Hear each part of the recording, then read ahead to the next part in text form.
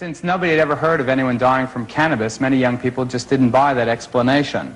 And a later autopsy indicated that he had died from a cerebral edema, which I find out is a swelling of the brain apparently caused by an allergic reaction to some medication he was taking for a painful back injury. In any case, his mom and his brother are with us now to tell us more about the man karate experts are now calling the Galileo of the martial arts. So please welcome Grace and Robert Lee.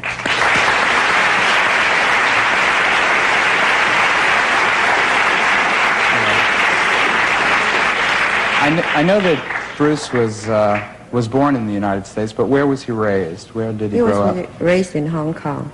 Is that where he learned the martial arts, Kung Fu? When he was 13 years old. How did he get started in the martial arts? He started with MAMAN, Chinese instructor. Why, though? Robert, maybe you can answer. Why did Bruce get into Kung Fu and the martial arts? Well, Bruce kind of grew up as a violent kid, and he was always involved in fights and things like that. And one day he and his buddy was in a restaurant eating, and after the meal they came out and they were surrounded by a rival gang somehow. So they got into a fight, and luckily at that point in time we had a driver at home that drive them to school and things like that. And he came in the right time, right place, and the gang, seeing the car approaching, they just fled. And that sort of more or less saved Bruce in a way. So after that, Bruce decided that he should protect himself in a better way, any way he can, really. So he talked to his friends, and at that point in time, Wing Chun was the in thing. Wing Chun is a system of martial arts, Chinese Kung Fu, that believes in economy, straight punches and things like that. And to him at that point was the most logical approach for protection. So he decided to talk to this old gentleman by the name of Yip Man, who later became his instructor. And how old was he then? He was about 13, 14, around that age. When did he start in the movies? When he was 6 years old. Just 6 years old? Yeah, he started. He was making movies in Hong Kong? In Hong Kong, yeah. But obviously they weren't these kind of kung fu movies because he didn't learn until he was 13. So what kind of movies were they? He used to play like a rascal. Like the Little Rascals, the American Little Rascals? I know he was Kato in the old Green Hornet? Green Hornet series on American TV.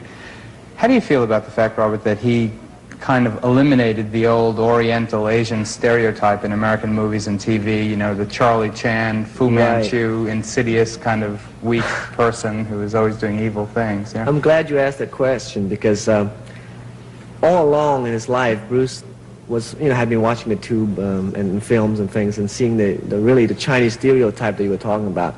And he said, if I ever have the chance to go up on this film like that or stage, I would never portray something like that. He said that's really a disgrace to the Chinese culture. And he said, Lord help me, let me bring the Chinese, in equality with all the other races. And I'm glad that he did that. Why do you think he was so successful? Why do you think that he managed so, well, dramatically and eloquently to portray Chinese people as something other than they had been portrayed, particularly by, American filmmakers in the past? Why? Why did he make it so big? Okay, my dad, I don't know if you know about this, he was involved in Cantonese opera for a long time, at least 40 years, and he was one of the best in China, so you can say that Bruce grew up in a show business family. And that's one aspect. The other one is that he has really a dynamic personality, and he can really project that personality in front of the screen or in front of people. And the third thing is that he is very sincere in what he's doing, and that really is the most important aspect as far as I can see. Sometimes when you talk about Bruce, you use the present tense. I still do. I always will. Why? Because I don't know, it's something that is in all of us that know him or see him through the film. I don't know, I feel his presence all the time with me. When I'm maybe playing my guitar or singing or walking down the street, whatever. He's always with me.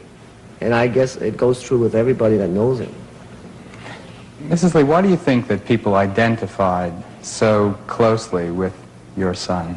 He's a very nice person, my son.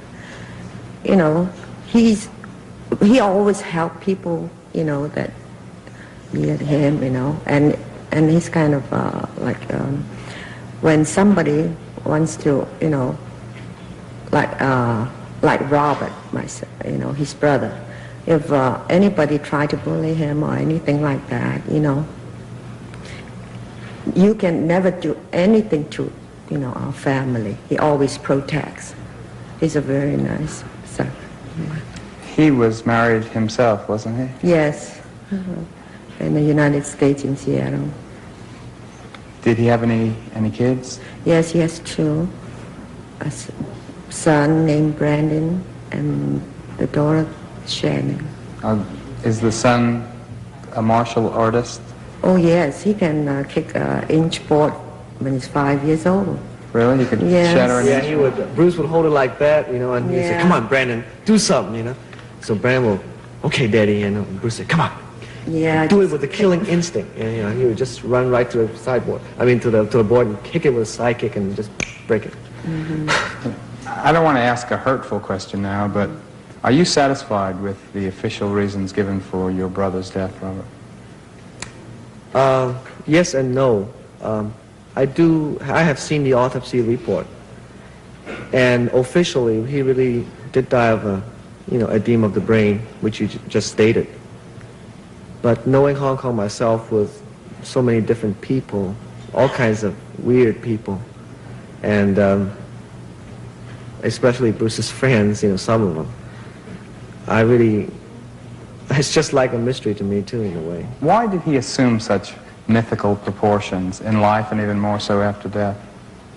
Well, what he did on screen is something that was new and is new and nobody has yet done before.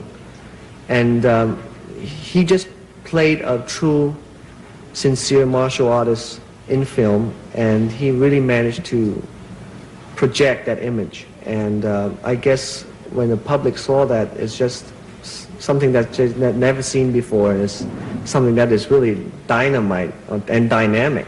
And I believe in myself, even though I'm his brother. You know, best of luck to you both. Thank you for coming on.